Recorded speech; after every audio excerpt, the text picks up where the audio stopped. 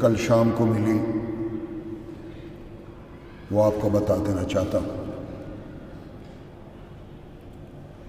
ارادہ تھا کل شام کو ہی بولوں اور لوگوں کو بتا دوں، لیکن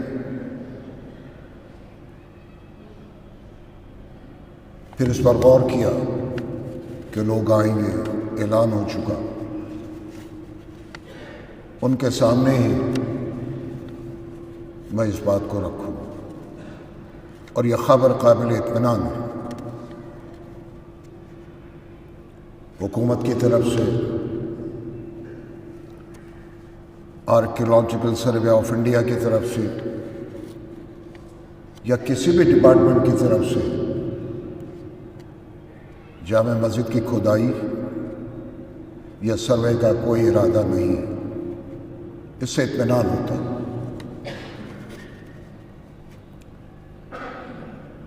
لیکن میں حکومت سے خاص طور سے یہ بات کہوں گا، سنبھل کی جامع مسجد حضرت خواجہ معین الدین چشتی رحمۃ اللہ علیہ کی درگاہ اور دیگر مساجد کہ جہاں عدالت کے ذریعے سروے کرانے کی بات آ رہی، حکومت کو اس پر بہت سنجیدگی کے ساتھ غور کرنا چاہیے۔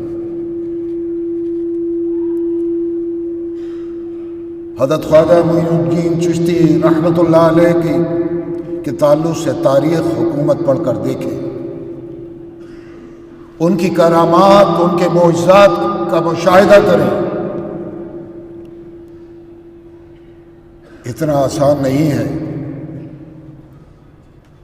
چاہے وہ کوئی مسجد ہو،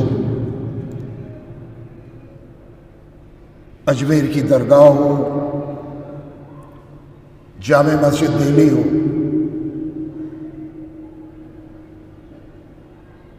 اس طرح کی باتیں ملک کے لیے اچھی نہیں۔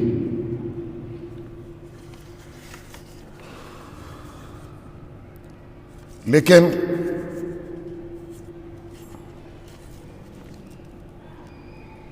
میں اسی کے ساتھ،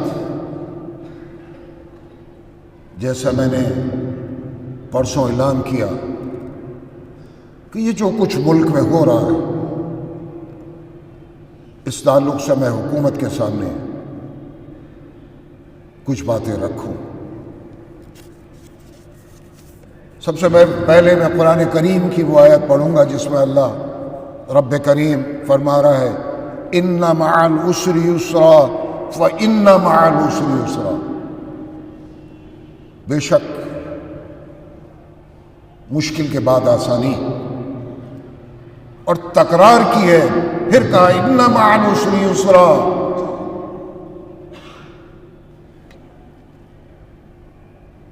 یہ بات تکرار کے ساتھ اس لیے کہی گئی تاکہ یقین کی کیفیت مشاہدے کی حد تک پہنچ جائے۔ اس لیے جب بھی راستے پرخطر ہوں یا حالات ہمارے لیے تنگ کر دیے جائیں، ہم پریشان حال ہوں،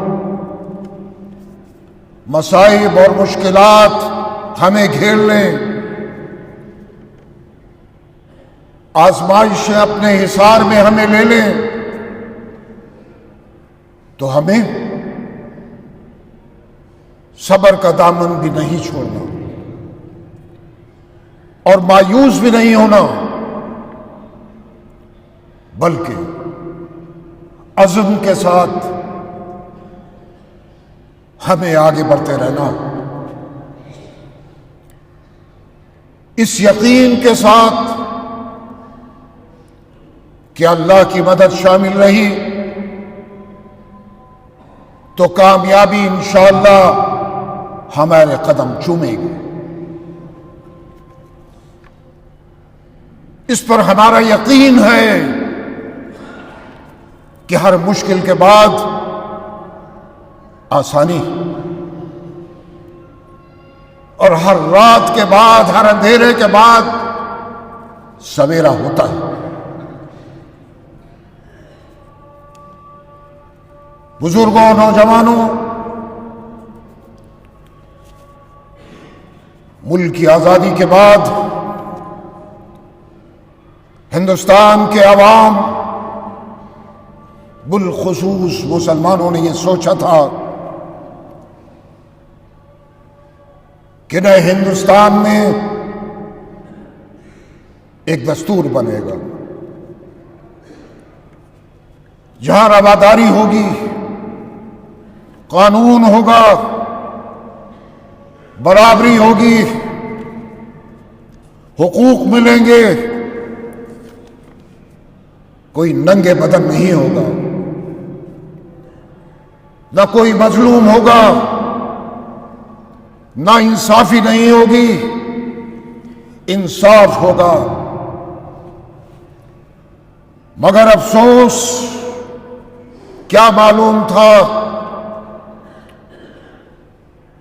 کہ آج ان بدقسمت حالات سے بھی ہم کو گزرنا پڑے گا۔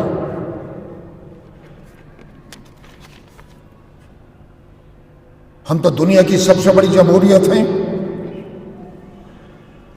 اور جمہوریت ملک کا اثاثہ ہوتا ہے۔ جہاں جمہوریت ہو اور اس ملک میں قانون کا احترام نہ ہو، یہ ہمارے لیے اور سب کے لیے تشویشناک ہے۔ مذہبی منافرت، تنگ نظری ملک میں برابر بڑھتی جا رہی ہے۔ یہ نفرت ملک کو کدھر لے کر جائے گی، یہ سوال ملک کے سامنے کھڑا ہے۔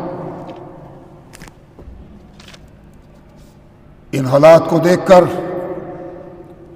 ہر دردمند انسان، اور وہ ہندو ہو یا مسلمان، آج سب فکر مند ہے۔ یہ مذہبی رواداری ہندوستانی عوام کا اہم جز ہے۔ تشدد ہماری روایت نہیں، اور اس سے حاصل بھی کیا؟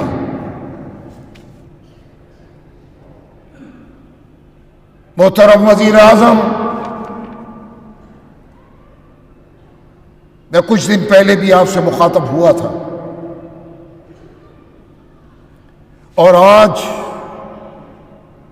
ملک کے حالات کو دیکھ کر پھر آپ سے مخاطب ہوں۔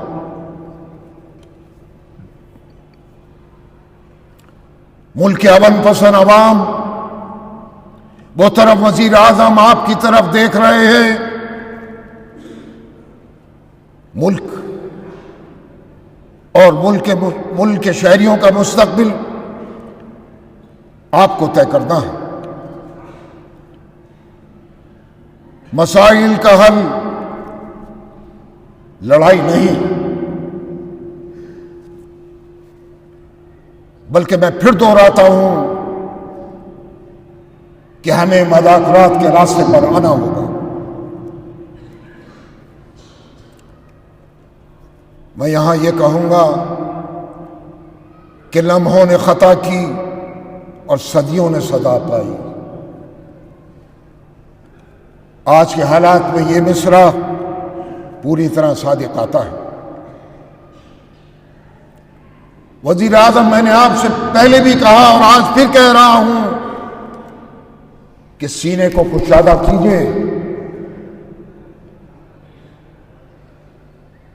ہم نے اپنی کشادگی کا مظاہرہ کر دیا۔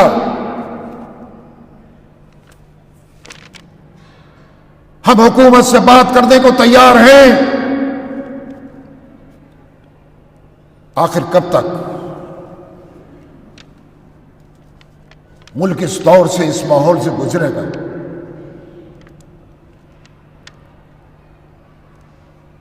ہندوستان کا عوام، ہندوستان کا ہر شہری ان حالات سے پریشان ہے۔ ہندو مسلم مسجد مندر، یہ کب تک چلے گا؟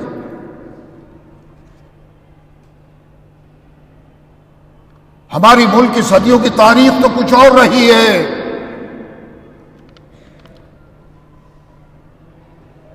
جامع مسجد کی یہ عظیم میناریں اور یہ در و دیوار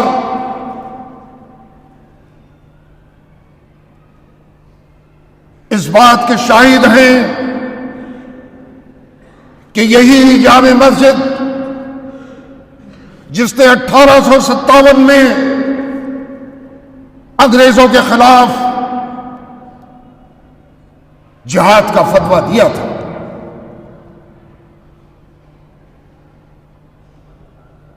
اور اس کے بعد ہندو اور مسلمانوں نے اس ملک کو آزاد کرانے کے لیے شانہ سے شانہ ملا کر سسکیوں اور آہوں کے بیچ قربانیاں دی تھیں۔ بے شمار قربانیوں کے بعد یہ ملک آزاد ہوا۔ اس آزادی کے بعد عوام نے جو خواب سجایا تھا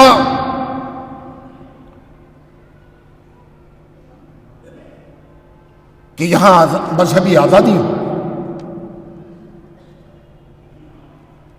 نفرت کی دیواریں اب گر جائیں گی، ہندو اور مسلمان شیر و شکر ہو کر اس ملک میں رہیں گے،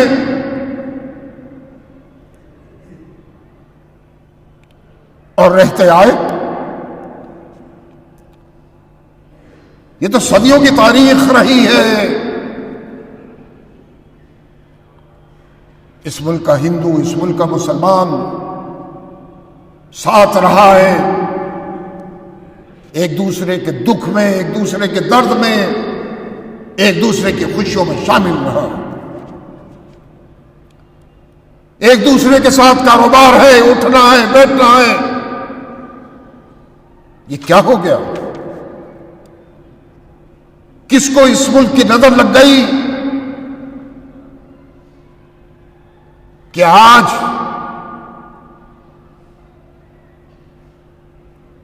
ملک کا ہندو ہو یا مسلمان، ہر امن پسند شہری ملک کے مستقبل، ملک کے عوام کو مستقبل کو لے کر پریشان ہے۔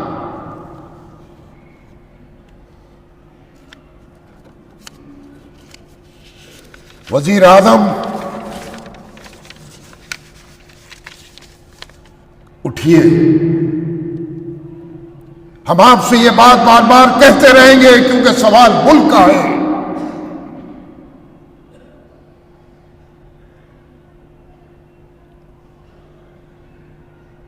اس پر سنجیدگی سے غور کیجیے۔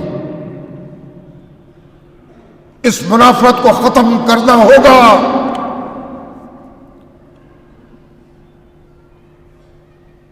اس ظلم کو، اس ذاتی کو ختم کرنا ہوگا۔ وزیر اعظم ان چھوٹے چھوٹے لوگوں کو جو اپنے آپ سے باہر ہو رہے ہیں، ان کو لگام دینی ہوگی۔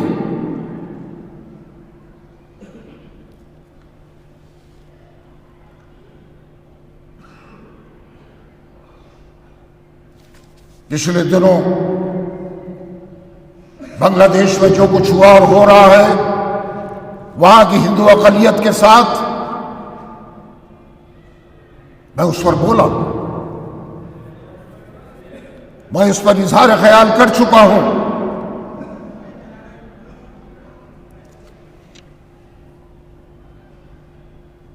وہاں لوگوں کو گرفتار کیا جا رہا ہے، ظلم زیادتیاں ہو رہی ہیں۔ اس ملک میں جس کو کہا جاتا ہے کہ وہ اسلامی ملک ہے، میں نے جناب محمد یونس کو مخاطب کرتے ہوئے کہا پچھلے دنوں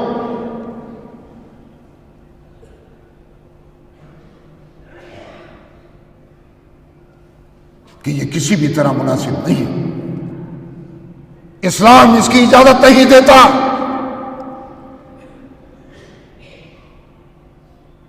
اگر یہ ظلم وہاں پر بڑھتا رہا ہندو اقلیت کے ساتھ،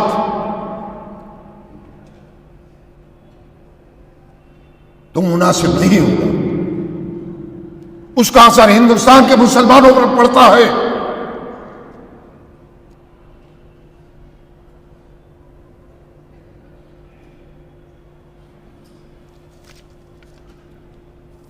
وزیر اعظم ان لوگوں کو سمجھائیے، قابو میں کیجیے۔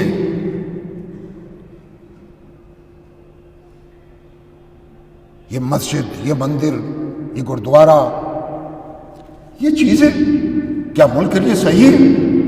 ہمیں تو سبق لینا چاہیے یونائٹڈ عرب امارات سے اس معاملے میں۔ بہت چیزوں میں ہمیں اختلاف ہو سکتا ہے ان مسلم ممالک سے، کچھ اور مسلم ممالک کہ جہاں مندر بھی ہیں، گردوارے بھی ہیں، دیگر عبادت گاہیں بھی ہیں، لوگ اس ملک کو چھوڑ کر دوسرے ملکوں میں جا رہے ہیں، وہاں کسی ہندو کو، کسی غیر مسلم کو اتنی سی بھی تکلیف نہیں۔ اٹھتے ہیں، بیٹھتے ہیں، چھٹی کے دن ایک دوسرے کے ساتھ وقت گزارتے ہیں، دعوتیں ہوتی ہیں۔ رات کو 2 بجے نکلیے ان ممالک میں کوئی کسی کو فکر نہیں، نہ چوری ہے، نہ ڈکیتی ہے، نہ قتل ہے۔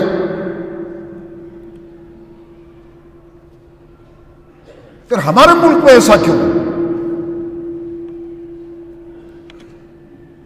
صرف اس لیے کہ سستی شہرت کے لیے، کہ اخبارات میں ہمارا نام آ جائے،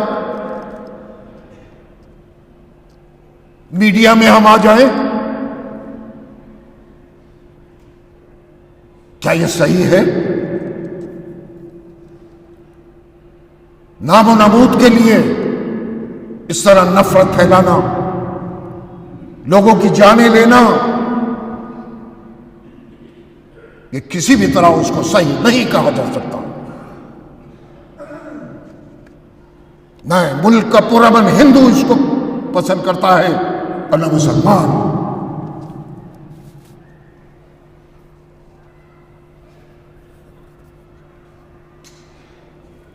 عبادت گاہوں اور درگاہوں کے اندر مورتیاں تلاش کی جائیں، اقلیتیں غیر محفوظ ہوں، یہ کہاں تک درست ہے؟ ہر چیز کی ایک حد ہوتی ہے، ایک لمٹ ہوتی ہے، اور جب اس حد کو پار کیا جاتا ہے تو اس سے قوم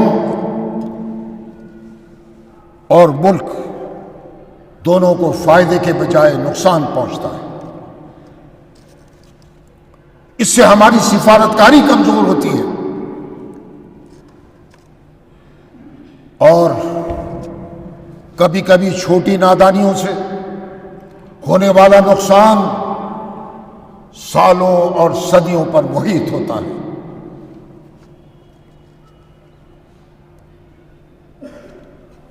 جس ملک کے امن پسند لیڈر اپنے شب و روز فرقہ وارانہ ماہنگی اور انصاف دلانے کے لیے مصروف ہوں، وہی ملک میں ایک انتشاری ٹولہ ایسا بھی ہے جو جگہ جگہ عبادت گاہوں اور درگاہوں کے نیچے مورتیاں ڈھونڈتا پھر رہا ہے۔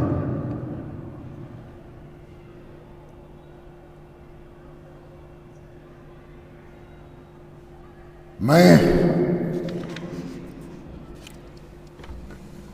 جوڈیشری، عدلیہ، انتظامیہ، حکومت سب سے مخاطب ہوں۔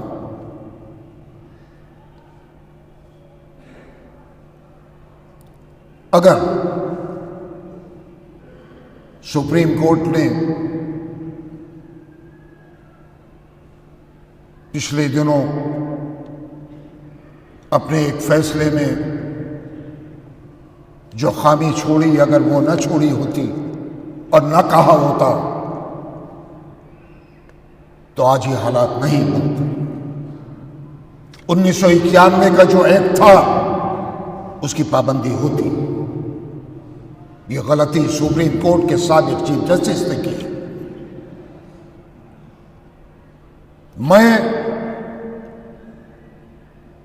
سپریم کورٹ کے چیف جسٹس سے کہوں گا،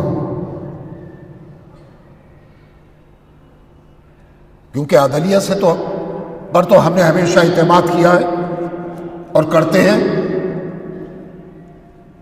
ہم نے ماضی میں بھی ہمیشہ کہا کہ ہمیں جوڈیشری پر پورا اعتماد اور یقین ہے، اس کو بھی سنجان لینا ہوگا اور کوئی ایسا آرڈر پاس کرنا ہوگا تاکہ 91 کا جو ایکٹ ہے اس کی پابندی ہو سکے۔ اب دو راستے ہیں، ایک ہے حکومت کا، ایک ہے عدالت کا۔ عدالت کو اپنا جو فرض ہے اس کو نبھانا ہوگا اور حکومت کو جو اپنا فرض ہے اس کو نبھانا ہوگا تاکہ ملک کے حالات کو ہم راستے پر لا سکیں۔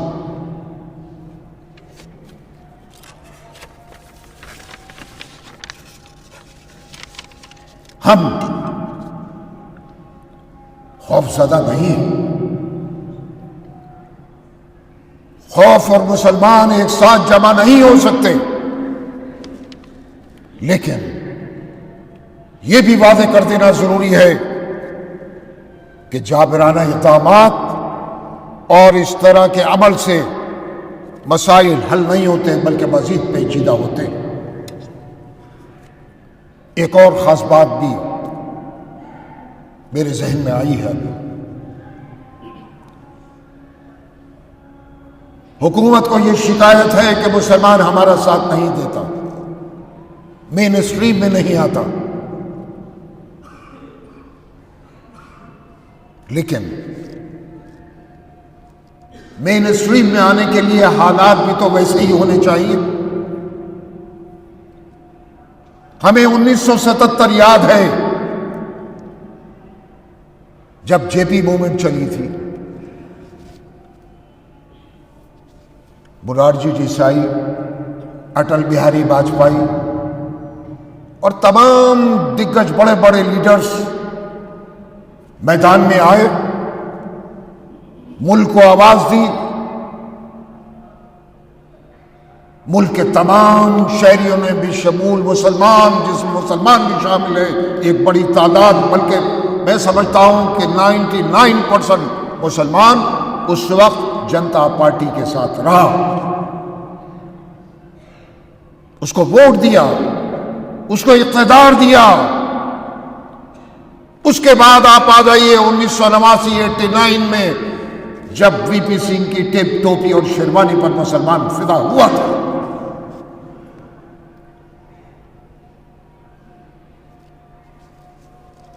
ستتر میں تو جن سنگھ ہوا کرتی تھی اور اس کے بعد 89 میں بی جے پی ہوئی۔ بی جے پی کو لایا کون؟ وی پی سنگھ ہی تو لے کر آئے تھے،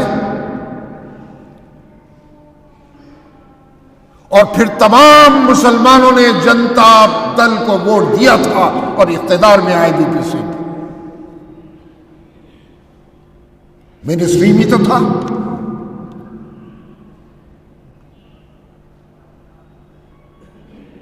مین اسٹریم کے لیے حالات بھی تو پیدا کرنا ہوں گے۔ سب سے پہلے میں حکومت سے کہوں گا ہندو مسلم منافرت کو آپ ختم کر دیجیے، کروا دیجیے۔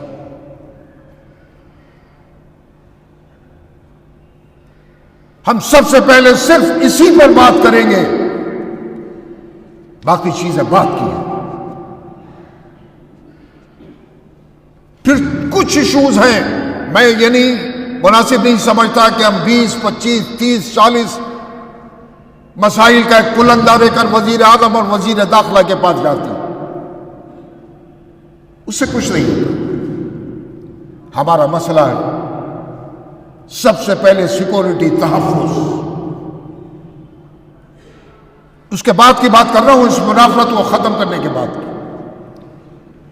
تحفظ، تعلیم، روزگار، ان چیزوں پر حکومت سے بات کرنی ہوگی۔ میں تو تیار ہوں، لیکن سب سے پہلے پہلی میٹنگ میں چاہتا ہوں کہ وزیر اعظم دل کو کشادہ کرے، جیسے میں پہلے بھی کہہ چکا ہوں، میں اس کے لیے تیار ہوں۔ 2 مسلمانوں کا مزید انتخاب اور کر لیجئے، یعنی 3 مسلمان اور 3 غیر مسلم جو سنجیدہ ہوں، جن سے گفتگو کی جا سکے، وہ ہماری شکایتوں کو دور کریں، ہم ان کی شکایتوں کو دور کریں۔ جب یہ سلسلہ ختم ہو جائے، کامیابی مل جائے، پھر ہم دیگر ایشوز پر بیٹھ کر بات کریں، تاکہ ملک میں امن کا ماحول قائم ہو، یہ منافرت ختم ہو۔ جس طرح بھائی چارے کے ساتھ رہتے آئے ہیں، وہی بھائی چارہ میں اس ملک میں دیکھنا چاہتا ہوں۔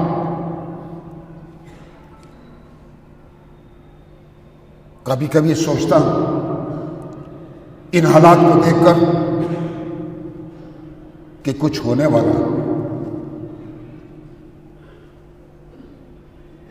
لیکن کیا ہونے والا ہے یہ صرف اوپر والے کو معلوم ہے، صرف رب ذوالجلال کو معلوم ہے، ہمیں نہیں۔ ہم تو جو حالات ہیں اس کو دیکھ کر یہ سوچتے ہیں کہ کچھ ہونے والا ہے، لیکن یہی دعا ہے کہ رب کریم خیر کا معاملہ فرمائے۔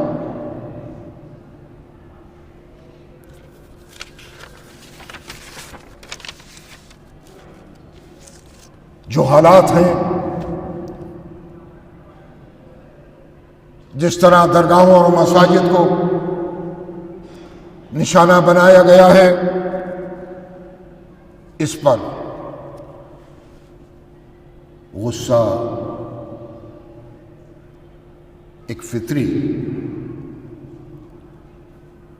لیکن اس کے باوجود بالغ نظری کا ثبوت دیتے ہوئے میری اپیل ہر حساس موقع پر مسلمانوں سے ہمیشہ اعتدال کی راہ اختیار کرنے کے لیے کہی گئی۔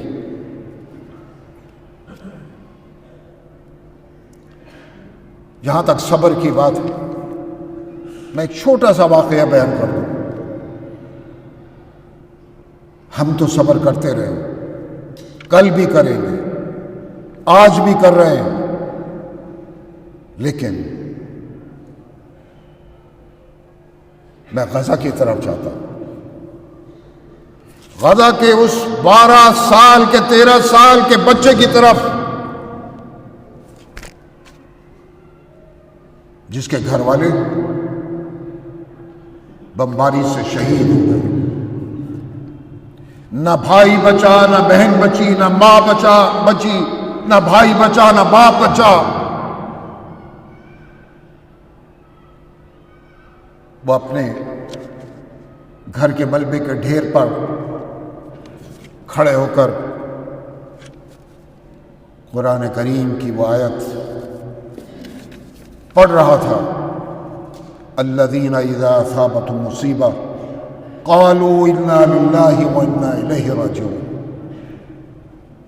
ہم تو اللہ ہی کا مال ہیں اور ہم کو اسی طرف لوٹنا۔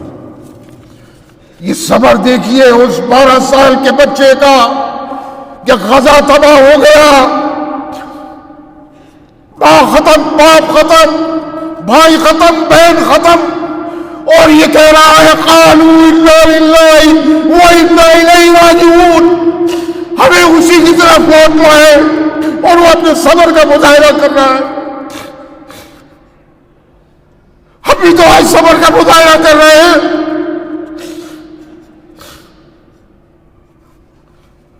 اس ملک میں بھی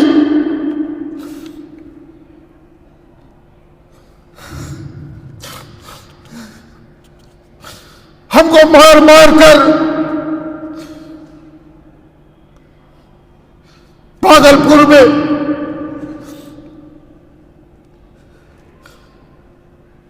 گوبھی کے کھیتوں میں دبایا گیا۔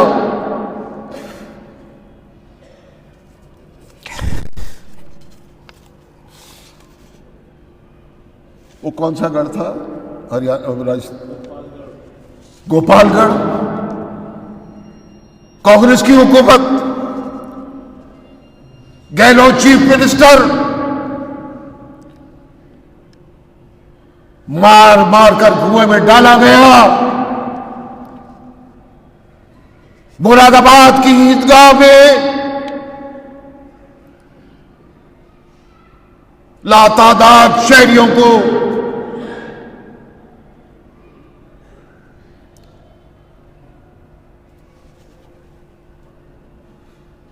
نیند کی موت کی نیند سلا دیا گیا۔ کیا ہم بھول جائیں نیلی کو؟ کیا ہم بھول جائیں آسام کو؟ کیا ہم بھول جائیں بھیونڈی کو؟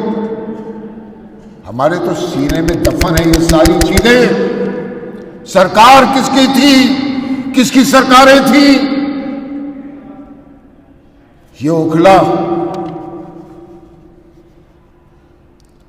بٹلہ ہاؤس کا جو انکاؤنٹر تھا،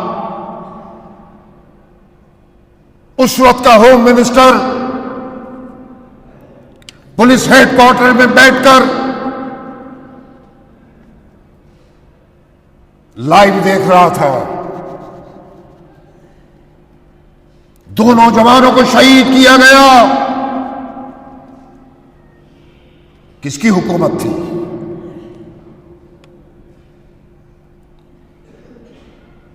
میرٹھ میں ملیانہ، ہاشم پورہ، کیا ہم بھول جائیں؟ کون تھا؟ وہی تو جو آج اپنے آپ کو سیکولر کہتے پھر رہے ہیں۔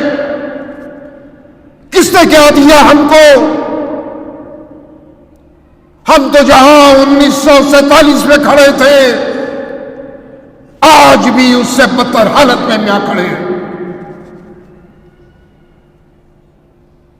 ہماری دشمنی یا ہماری دوستی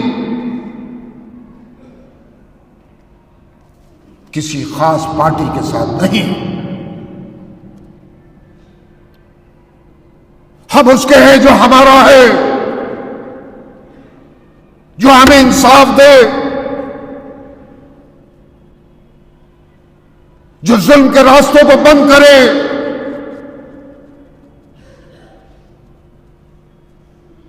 ہمیں تو دیوار تک پہنچا دیا گیا، اب اس سے پیچھے جانے کا راستہ نہیں ہے۔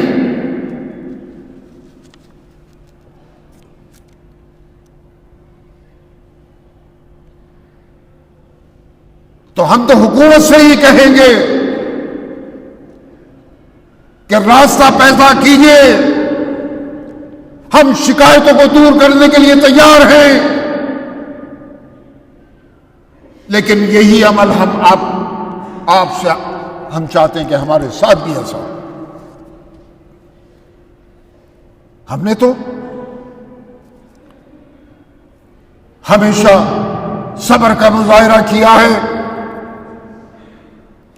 جذبات سے کنارہ کیا ہے، اور آج بھی ایسا ہے۔ اتنا سب کچھ ہونے کے باوجود مسلمانوں نے صبر کا دامن نہیں چھوڑا۔ یہ قابل اطمینان ہے۔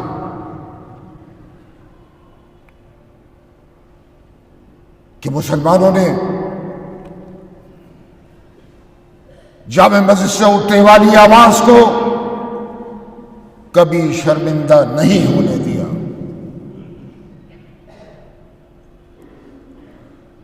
اور ہم آج بھی یہی دکھائیں گے اور آنے والے کل میں بھی کہ ہم کس طرح صبر کا مظاہرہ کر رہے ہیں۔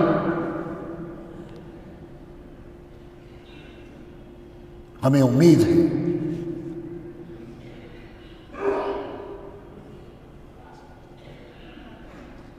کہ موجودہ حکومت ہمارے درد کو سمجھے گی، مسلمانوں کی تکلیف کو سمجھے گی، ملک کے حالات پر نگاہ ڈالے گی۔ ہم تو کہہ ہی سکتے ہیں، ہمارے پاس دو راستے ہیں، اس خدا کا اور ایک زمین پر جو حکومت ہے، ہم اس سے ہی کہہ سکتے ہیں، اس کے آگے بھی گڑگڑا سکتے ہیں، آپ سے کہہ سکتے ہیں۔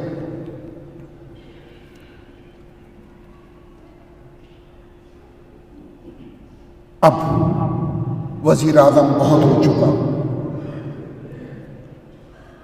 آپ جس منصب پر ہیں، آپ کی جو ذمہ داریاں،